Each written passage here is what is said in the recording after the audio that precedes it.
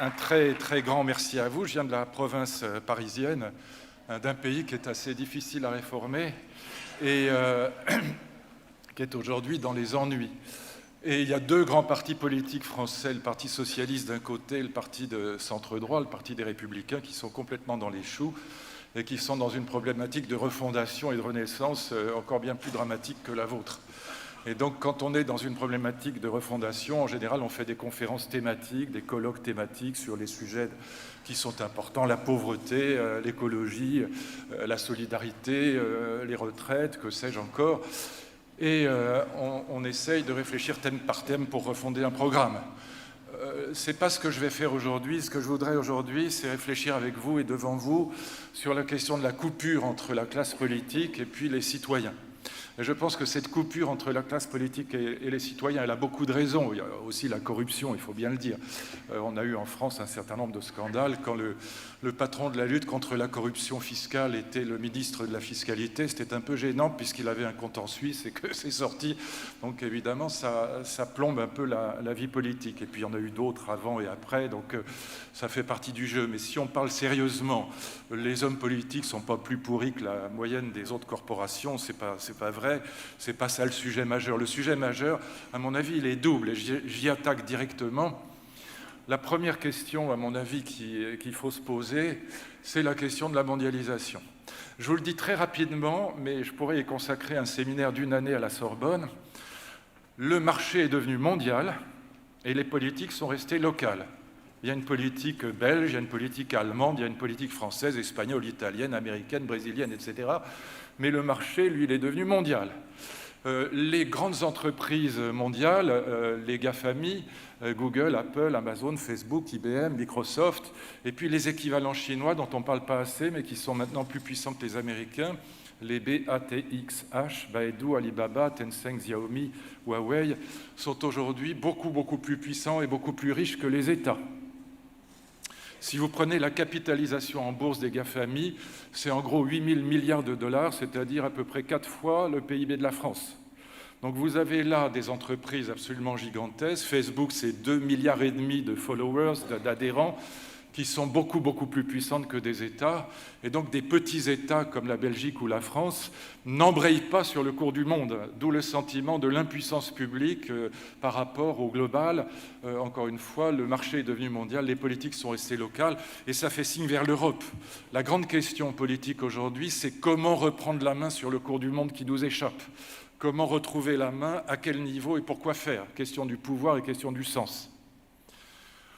Je laisse ça de côté, mais c'est le grand sujet. Encore une fois, cette coupure entre les politiques nationales, les politiques qui nationales sont locales, et la politique mondiale. On a besoin d'instances plus puissantes que les États. Et pour nous, évidemment, vieux Européens, c'est au niveau de l'Union européenne que le problème se joue. Le problème, c'est que l'Union européenne, aujourd'hui, elle est complètement, elle aussi, dans les choux. Pourquoi? Je vous le dis très vite. Moi, je suis très pro-européen, je suis même fédéraliste, mais pas à 28. À 10 ou 12. Et je vous dis pourquoi l'Europe est dans les choux. L'Europe est dans les choux parce que quand on fait le traité de Maastricht en 1993, et moi je suis pour la monnaie unique, mais quand on fait le traité de Maastricht en 1993, et puis on l'appliquera 7 ans plus tard, eh bien quand on fait cette fichue monnaie unique, eh bien on oublie qu'on autorise en même temps le dumping fiscal et le dumping social. Pour vous donner un seul exemple, l'impôt sur les sociétés en Irlande est 3 fois inférieur à l'impôt sur les sociétés en France. Pourquoi voulez-vous que Google ou Uber, qui sont des sociétés américaines, aillent payer leur impôt ailleurs qu'en Irlande? Donc on a organisé la désunion européenne. On a fait exploser l'Union européenne, parce que c'est du chacun pour soi aujourd'hui. On a autorisé le dumping social et le dumping fiscal, d'où l'impossibilité de reprendre la main sur le cours du monde aujourd'hui, un cours du monde qui nous échappe quasi totalement. Et ce n'est pas pour rien qu'un type comme Mark Zuckerberg, qui est le patron de Facebook, rêve de devenir un jour le président politique, le président des États-Unis le plus puissant du monde. La deuxième raison, je laisse ça de côté, mais voyez, là on a une configuration de questions qui sont absolument cruciales. Comment reprendre la main sur le cours du monde qui nous échappe très largement aujourd'hui? Et tant qu'on ne reprendra pas la main, eh bien, nos concitoyens auront le sentiment que les politiques sont incapables de résoudre le problème des inégalités, de la pauvreté, du chômage, des retraites, etc. D'où le sentiment que la politique ne sert à rien. Et c'est largement lié, encore une fois, à cette problématique de la mondialisation que je viens d'évoquer. La deuxième raison, je voudrais en parler un peu plus longtemps, mais je ne veux pas parler trop longtemps, parce qu'après, les jeunes gens, ils sont quand même très jeunes, malgré la barbe blanche, vont venir m'interrompre, et enfin, faites-le quand même. Et je vais prendre un petit peu plus longtemps que ce que je vous avais dit. J'essaie de désamorcer le truc tout de suite, mais bon... En fait, nous vivons une troisième révolution industrielle. Ne dites pas quatrième, c'est idiot, il n'y en a que trois, qui est la révolution de l'intelligence artificielle et de la robotique. Et cette troisième révolution industrielle, elle va changer le monde davantage dans les 50 ans qui viennent que dans les 5000 ans qui précèdent. Elle est en train de tout changer, elle est déjà là. Je travaille là-dessus depuis 10 ans. J'ai eu la chance de rencontrer les plus grands acteurs de l'intelligence artificielle dans le monde, notamment Yann LeCun, qui est le patron de l'IA chez Facebook, qui est un type génial, qui a inventé ce qu'on appelle le deep learning. C'est un sujet absolument passionnant, mais en même temps très bouleversant à proprement parler. Cette troisième révolution industrielle, elle a trois retombées majeures qui sont en train de bouleverser nos vies. Et si les partis politiques ne s'y intéressent pas, on est mort. Nous, la vieille Europe. Que ce soit la France, l'Allemagne, la Belgique ou autre, on est carbonisé, parce que pour l'instant, cette troisième révolution industrielle, elle est entièrement américaine et chinoise.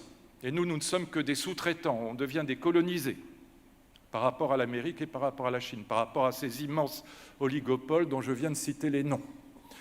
Cette troisième révolution industrielle, pour que vous la compreniez bien, je vous dis qu'elle a trois retombées majeures. Elle touche tous les secteurs de la vie humaine. La première retombée, c'est ce qu'on appelle l'économie collaborative. Le vrai modèle, plus encore que Uber, c'est Airbnb. On a avec Airbnb, vous pouvez mettre un morceau de votre appartement ou votre maison sur le marché via une application qui est dans votre smartphone. Airbnb, donc, c'est cette possibilité que vous avez en arrivant n'importe où. Vous arrivez à Mexico, où j'étais il y a 3 jours, vous arrivez en Inde, aux États-Unis, à Londres, à Berlin, et vous pouvez, plutôt que d'aller à l'hôtel, vous pouvez prendre un Airbnb, c'est-à-dire une chambre chez un particulier. Comment ça fonctionne, Airbnb? Airbnb, ça fonctionne avec 3 innovations. 1, l'intelligence artificielle, qui gère d'énormes masses de données, des milliards de données, en temps réel, sur un capteur, un objet connecté qui est dans votre smartphone. 3 innovations liées directement à la troisième révolution industrielle. Intelligence artificielle, big data, Internet des objets. Vous arrivez encore une fois n'importe où dans le monde et vous avez un Airbnb plutôt qu'un hôtel. Généralement, c'est très sympathique et c'est moins cher que l'hôtel. Quelle est la vraie innovation dans l'économie collaborative, que ce soit avec Uber ou que ce soit avec Airbnb? La véritable innovation, indépendamment des 3 innovations techniques que je viens d'évoquer, la véritable innovation, c'est que grâce à l'intelligence artificielle, écoutez bien ça parce que ça change tout, des non-professionnels peuvent concurrencer les professionnels de la profession. Chez Airbnb, moi je les connais très bien, à Paris c'est 25 gamins qui gèrent l'application. Chez Airbnb, il n'y a pas de femme de chambre, il n'y a pas de maître d'hôtel, il n'y a pas de cuisinier, il n'y a pas d'hôtelier. Aucun des métiers de l'hôtellerie n'est présent. C'est juste des gamins qui gèrent une application d'intelligence artificielle. Évidemment, on parle d'économie collaborative. Le mot est trompeur. Demandez aux taxistes qui pensent de Uber, les réponses sont rarement collaboratives. Demandez aux hôteliers ce qu'ils pensent d'Airbnb, les réponses sont rarement collaboratives. Que disent les hôteliers? Les hôteliers disent « c'est un scandale, nous on a des normes incendie, des normes handicap, des réglementations, des salariés, des charges sociales, 1000 choses qui pèsent sur nous. Vous les particuliers, vous n'avez pas ces charges qui pèsent sur vous, c'est de la concurrence déloyale. » 15% de baisse de consommation dans l'hôtellerie française à cause d'Airbnb. Les hôteliers sont foudrage. Très intéressant parce que pour les politiques, c'était des conflits difficiles à régler. C'est ce que les Grecs appelaient le tragique. Ce que les Grecs appelaient le tragique, c'est des conflits très particuliers qui sont des conflits non pas entre des bons et des méchants, mais des conflits entre des bons et des bons, entre des légitimités équivalentes. Et là, vous avez affaire à ça. Les hôteliers ont raison de dire concurrence déloyale. Mais demandez aux particuliers ce qu'ils en pensent. Ils vont dire « foutez-nous la paix ». Le petit est au chômage, on a une chambre de libre, on n'a pas beaucoup d'argent, laissez-nous nous organiser entre particuliers pour mettre un peu de beurre dans les épinards. Les 2 argumentations sont bonnes. Les hôteliers ont raison, les particuliers ont raison. Et donc vous avez des conflits qui sont très difficiles à résoudre pour les hommes politiques parce que ce sont des conflits pas faciles, parce qu'il n'y a pas de bons et de méchants. Tout le monde a raison dans cette affaire. Et donc on a une économie qui se met en place, qui est très conflictuelle. Le modèle économique est très sournois, si je puis dire, très caché. Je vous donne le modèle économique parce qu'il est en train de changer le monde. Quand vous naviguez sur Google, imaginez que vous vouliez changer de bagnole ou vous êtes sur Amazon, vous voulez acheter un smartphone ou un chargeur d'iPhone, vous naviguez sur Google, sur Amazon, bref, vous naviguez sur la toile. Qu'est-ce qui se passe? C'est ce que le prix Nobel d'économie Jean Tirole a analysé de manière géniale en disant c'est de l'économie bifront, biface. Écoutez bien ça parce que c'est le modèle de cette troisième révolution industrielle, le modèle économique. Eh bien, qu'est-ce qui se passe? Il se passe ceci. Vous naviguez, c'est gratuit. Vous êtes sur Google, vous êtes sur la toile, il n'y a pas un compteur qui se met en marche comme dans un taxi. Vous naviguez gratuitement. Vous laissez des traces. Vos historiques de navigation sont récupérés par Google, qui les revend à des entreprises pour cibler la publicité. Pour les entreprises, c'est payant. Gratuit pour vous, payant pour les entreprises. Économie biface. Vous naviguez, si vous n'êtes pas en forme pour changer de bagnole, vous naviguez sur Renault, Citroën ou Peugeot. Si ça va mieux, vous êtes chez Mercedes ou Audi. Vous recevez une pub de BMW et de Alfa Romeo dans le quart d'heure. C'est fait par algorithme, par intelligence artificielle automatique. Je vous donne le chiffre, fascinant.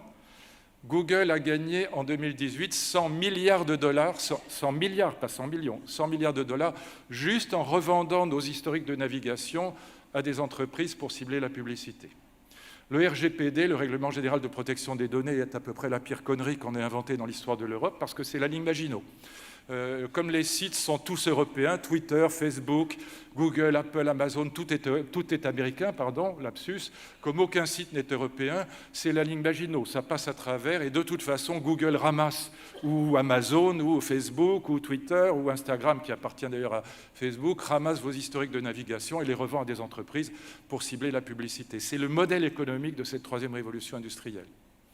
La deuxième révolution, elle est passionnante et je vous en parle parce qu'elle va avoir un impact social énorme sur le monde du travail. C'est la révolution de la mobilité. Contrairement à ce que je lis partout dans la presse, la voiture autonome, elle est techniquement au point. Dans Paris, qui est une ville compliquée, il y a des trottinettes, il y a des vélos, il y a des scooters, il y a des motos, il y a des gens teigneux, tout ça est difficile. Il y a des feux rouges, il y a des pieds... compliqué. J'ai essayé la voiture autonome de Valeo dans Paris, une voiture ordinaire, une voiture de série. Pour la rendre autonome, le prix, c'est 5 000 €, ce n'est pas énorme. Je ne vais pas vous développer la technique, mais la technique est très simple en vérité. J'ai fait 5 km dans Paris sans toucher une seule fois le volant. C'est quand même très impressionnant. Elle conduit très bien. Elle accélère doucement, elle freine doucement, elle se pousse pour laisser passer les motos ou les scooters. Elle est vraiment très étonnante. Le seul endroit où elle ne peut pas passer, c'est la place de l'Étoile parce qu'elle respecte le code de la route. Donc elle attend 4 heures du matin parce que... Mais c'est un problème qui sera réglé quand les voitures seront interconnectées. C'est un problème. Alors, ça ne veut pas dire qu'elle sera sur le marché dans 10 ans, parce qu'il y a une question malgré tout de coût. 5 000 € pour une petite voiture, c'est quand même pas rien. Et puis peut-être que les constructeurs préféreront aller vers la voiture électrique plutôt que vers la voiture autonome tout de suite. C'est une question de temps. Mais l'impact sur le monde du travail est estimé, quand vous allez au CES à Las Vegas, donc ce grand congrès des nouvelles technologies, le plus grand congrès mondial des nouvelles technologies, eh bien, c'est très important. On est transporté dans la ville par des voitures autonomes, sans volant. Ça n'a que des avantages. Plus de permis de conduire, plus de limitation de vitesse à 80 km/h pour mettre les gilets jaunes dans la rue, plus d'alcoolisme au volant en Bretagne ou ailleurs, enfin bon. Alors, ce qui est bien, c'est que ce n'est pas que le Breton arrête de boire, mais c'est qu'on lui a retiré le volant, ce qui est beaucoup plus sûr. Mais bon, je peux dire dans le Nord, dans le Var, à Paris, on est très bon partout en France pour ça. Mais j'aime bien rigoler avec la Bretagne, que je connais bien, que j'adore. C'est pas méchant, mais bon. Plus de parking dans les villes, les voitures vont se garer toutes seules. Donc, c'est vraiment une révolution. Et surtout, impact sur le monde du travail. Impact énorme sur le monde du travail. On estime, je vous disais aux États-Unis, que c'est 3 millions d'emplois qui seront impactés parce que cette voiture autonome, elle fonctionne beaucoup plus facilement pour le train, évidemment, c'est beaucoup plus facile. Pour l'avion, c'est beaucoup plus facile, mais aussi pour le camion. Vous avez maintenant des trains de camions, de 6 camions qui se suivent avec un seul chauffeur au volant. Et ça aura un impact de 3 millions d'emplois dans les 15 ans qui viennent aux États-Unis. D'où la problématique qui est apparue chez un futurologue qui s'appelle Jeremy Rifkin, que je considère comme un imposteur complet, mais peu importe, la fin du travail. Je ne crois pas du tout à la fin du travail. Il n'y aura jamais de fin du travail. Mais le problème qu'on aura en Europe, c'est un problème de transition entre des métiers qui seront impactés par l'intelligence artificielle, comme le métier de chauffeur de camion ou de bus dans les villes, parce que c'est là que l'autonome s'installera le plus vite, et puis des métiers nouveaux qui apparaîtront. Vous ne transformerez pas le chauffeur de bus en data scientist dans le quart d'heure. Pas plus que la petite dame ou le petit garçon ou le petit jeune homme qui perd son emploi parce que dans un supermarché, il est remplacé par une machine, un robot d'intelligence artificielle, une caisse électronique, comme on dit, vous ne le transformerez pas en mathématicien dans le quart d'heure. Donc le problème qu'on aura, c'est un problème de transition entre des métiers impactés et des métiers nouveaux, donc un problème de formation professionnelle absolument considérable. Si j'étais encore ministre de l'Éducation, ce serait mon sujet numéro 1, comment rendre nos enfants complémentaires du monde qui vient ? Surtout pas aller vers l'allocation universelle. Alors je sais que vous avez ici un grand théoricien de l'allocation universelle, du RUB, revenu universel de base. Mon frère qui enseignait à l'ULB, a écrit, je crois, le premier livre sur l'allocation universelle. C'est un grand sujet de dispute dans les familles. Je suis à fond contre. Ça devrait être interdit au même titre que l'inceste ou le viol. C'est une catastrophe absolue. L'allocation universelle, vous auriez à terme 70% de vos concitoyens qui seraient à quoi ? 800 € par mois, qui deviendraient alcooliques et pleins de ressentiments. Le modèle, c'est le modèle des dames patronesses du 19e siècle. Les partisans vous disent « Ah oui, ils feront un peu d'écologie, ils s'occuperont de la pauvreté. » Mais enfin, c'est ridicule. Ce n'est pas des dames patronesses du 19e siècle en Angleterre ou aux États-Unis. Et puis vous aurez 30% de types qui rouleront en Porsche et qui considéreront rapidement que les autres sont des parasites. Ce serait la catastrophe absolue. Le grand sujet, c'est surtout pas, là pour le coup Mélenchon avait raison, c'est une trappe à pauvres. C'est surtout pas d'aller vers le RUB, l'allocation universelle, mais c'est encore une fois comment rendre nos enfants et nous-mêmes complémentaires du monde de l'intelligence artificielle. Et je vous donne la clé, mais très rapidement, je n'ai pas le temps, mais c'est génial comme problématique, j'y suis pour rien. Les métiers qui associeront la tête, le cœur et la main, l'intelligence, le savoir-faire manuel et puis les relations humaines, l'affectivité, sont des métiers qui ne disparaîtront jamais. La machine ne sait pas faire. Autrement dit, cuisinier, jardinier, infirmière, ça ne disparaîtra pas. Le spécialiste, le radiologue disparaîtra bien avant le généraliste en médecine et le généraliste disparaîtra bien avant l'infirmière. Pour piquer le cul de quelqu'un en lui disant que ça ne lui fera pas mal, ce qui est évidemment un mensonge, il faut un humain. La machine n'est pas bonne pour faire ça, et si possible une humaine en ce qui me concerne. Chacun. La troisième retombée, elle est très importante, c'est celle qui va changer le plus nos vies. C'est la question... Il est commencé à quelle heure, monsieur le censeur ? À 30. Ben ça va, c'est parfait. La troisième retombée, c'est celle qui m'intéresse le plus. Elle va changer nos vies perso. C'est ça qui va tout changer. C'est ce qu'on appelle le transhumanisme, les biotechnologies. C'est le secteur qui se développe le plus aujourd'hui. Et je suis obligé d'aller très vite, mais de corriger les idées stupides que je lis un peu partout, et pas seulement dans la presse, sur la question du transhumanisme. Le transhumanisme est un projet qui apparaît il y a une trentaine d'années aux États-Unis, qui est financé à coût de milliards de dollars par les GAFA et par les BATX chinois.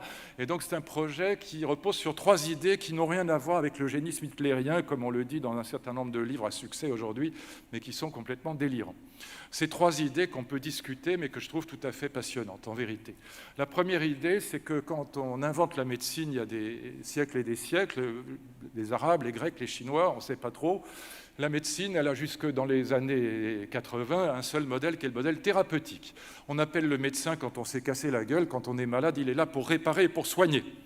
Ce que disent les transhumanistes, c'est qu'on a toujours besoin de soins. Moi, j'ai fait 3 ans de biologie du cancer. Il y a eu 157 000 morts du cancer cette année en France. On a toujours besoin de soigner. Et ça progresse très bien. Les immunos, c'est génial. Mais on a quand même toujours besoin de soigner.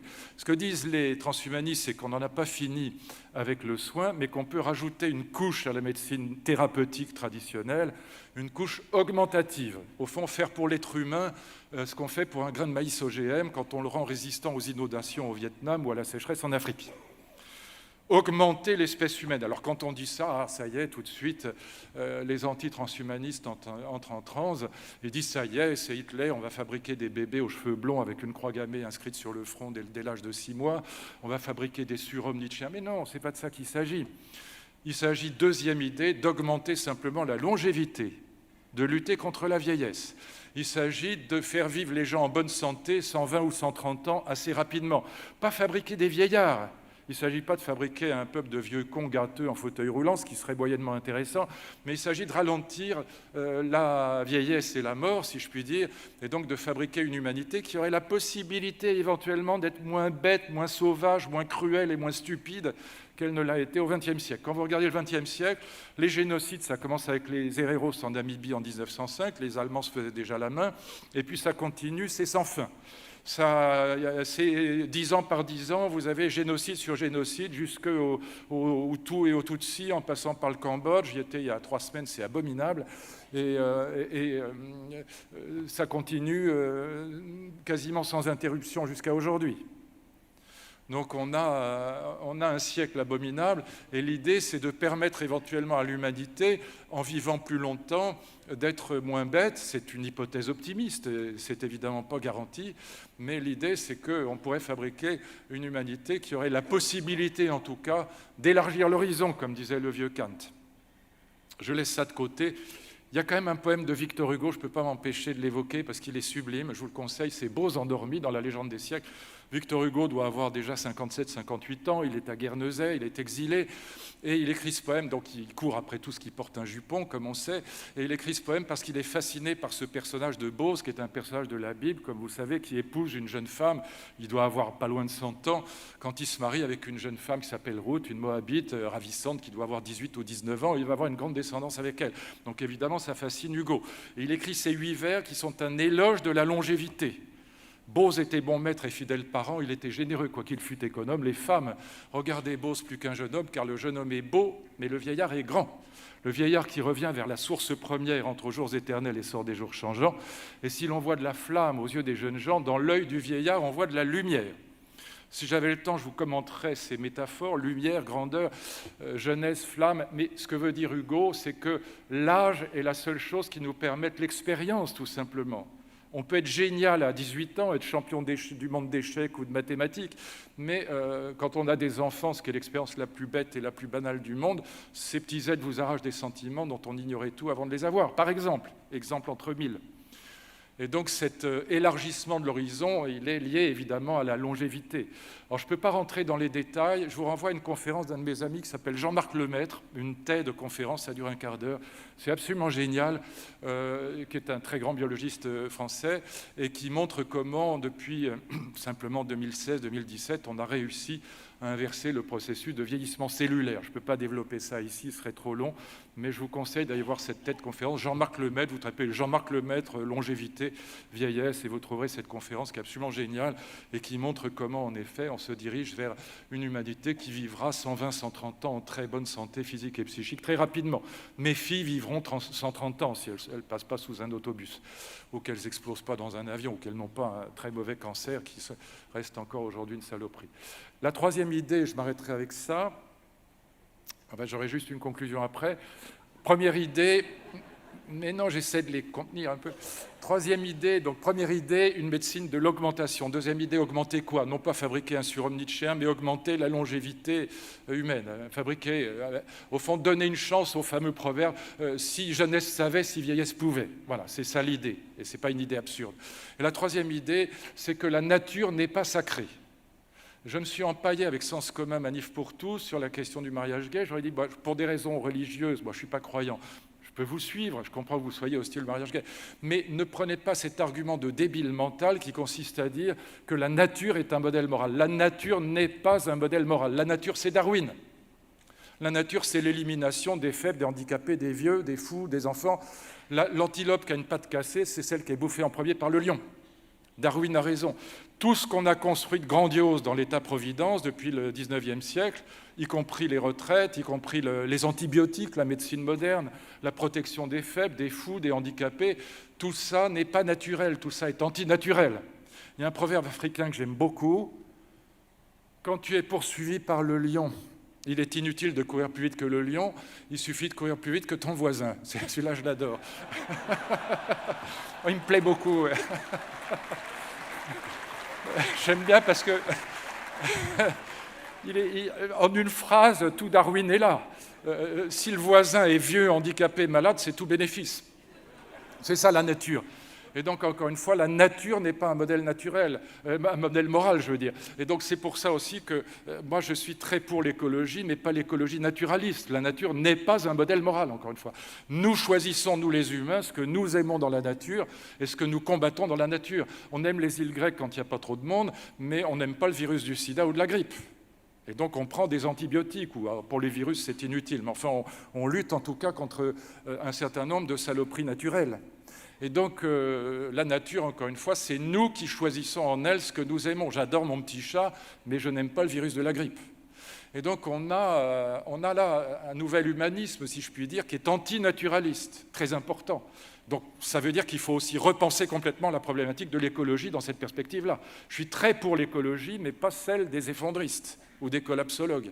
Donc on a là, vous voyez, 3 idées qui sont, je pense, intéressantes et qui vont bouleverser nos vies, qui vont changer la vie de nos enfants de manière très considérable. La question des retraites en particulier se posera autrement quand on aura évidemment une longévité aussi grande. Je vous signale quand même que depuis 1900, les vieux Européens que nous sommes, que ça vaut pour la France comme pour l'Allemagne ou la Belgique, nous avons pris 40 ans d'espérance de vie depuis 1900. Donc il est évident que déjà, les problématiques sociales ne se posent pas dans les mêmes termes, en particulier celle des retraites, dans les mêmes termes qu'il y a un siècle ou un siècle et demi. Je termine avec ça. Je pense que la grande question, mes amis, c'est comment, pour les politiques, et pour que les politiques retrouvent du crédit par rapport aux citoyens, qui soient crédibles, c'est la question du pouvoir et la question du sens. J'y reviens en conclusion, mais j'ai terminé. La question du pouvoir, encore une fois, c'est comment reprendre la main, comment réembrayer sur un cours du monde qui nous échappe aujourd'hui quasi totalement. Quand on est homme politique national, on mesure à quel point les questions économiques, budgétaires dépendent du mondial. Les questions financières dépendent du mondial, les questions écologiques dépendent du mondial, la question même de la pauvreté, très largement du mondial aussi. Et donc on s'aperçoit que pratiquement toutes les questions politiques sont mondialisées, d'où la problématique européenne qui devient absolument centrale. Et donc la problématique du sens, c'est quoi ?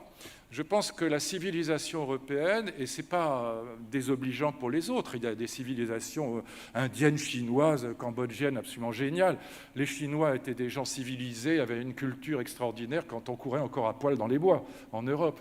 Et donc ce n'est pas du tout mépris de la culture des autres civilisations.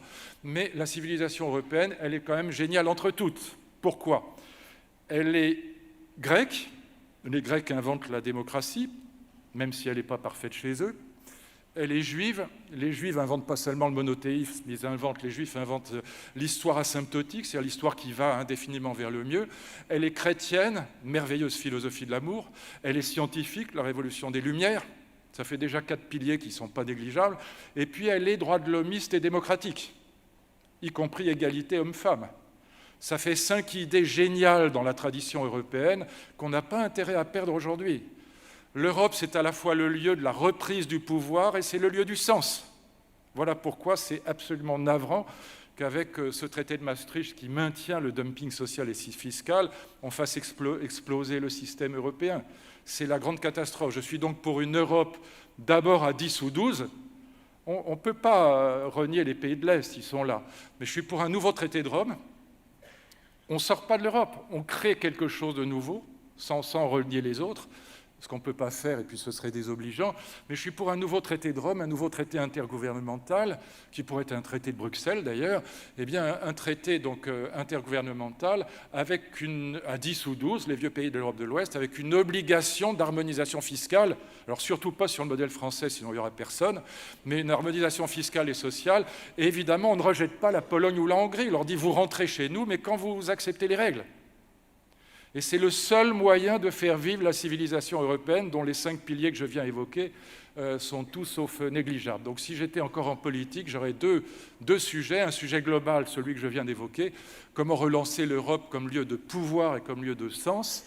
Et puis le deuxième sujet serait comment rendre nos enfants complémentaires, et nous-mêmes d'ailleurs, de cette 3e révolution industrielle qui est en train de changer la donne complètement. Merci de votre attention. Merci à vous également, Monsieur Ferry. Merci beaucoup. Je pense que la prise de parole de M. Ferry, elle est illustrative, et c'est d'ailleurs pour ça qu'il a été invité, de l'ambition que l'on veut mettre au cœur de la refondation. La question, ce n'était pas de savoir ce que M. Ferry allait dire. Je l'ai découvert d'ailleurs en même temps que vous. La question n'est pas de savoir si on était d'accord avec les propos qu'il a tenus. L'enjeu, c'est la liberté de ton, c'est l'ouverture des débats. C'est de pouvoir aussi être un peu bousculé. Parce que finalement, faire défiler uniquement dans nos congrès, dans nos sections locales, des gens qui partagent déjà tous la même conviction que nous, c'est un peu d'intérêt, sauf se rassurer, être dans l'entre-soi. Finalement, ne pas prendre de risques ou manquer de courage.